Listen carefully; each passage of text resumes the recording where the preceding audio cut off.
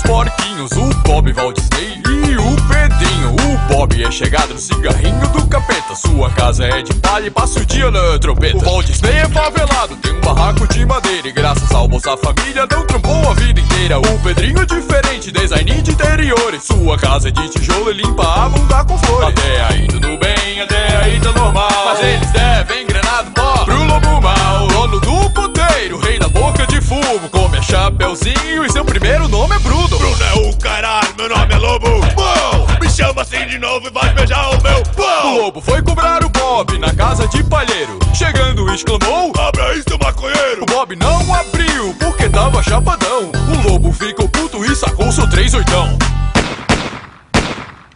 Bob pegou sua magrela e fugiu pro Walt Disney. Chegando ele gritou: oh, quase me mijei. Depois de contar tudo, Val ficou preocupado. Ele também temia o lobo, sua CG tinha roubado. Chegou de Citroën, o MC Lobo Mal. As batia rebolando, a criançada paga pau. Quando eu crescer, quero ser que nem você, comer as menininhas e pegar DST. Abre esse barraco, tem uma K-47. Se liga aí, porquinho, bota o bacon no omelete. Os porquinhos foram correndo pra casa do irmão viado. Parem aí, primeiro tirem o sapato. Ao contar do Lobo Mal, o Pedrinho se tremeu. Ele também devia uns Gogo Boys que ele comeu. Vim resolver essa cagada aqui na casa do Pedrinho. Ao falar isso, Gleide espirrou no seu focinho. O Lobo Mal ficou inchado, era alérgico à lavanda. Ele morreu no SUS, porque a fila não anda.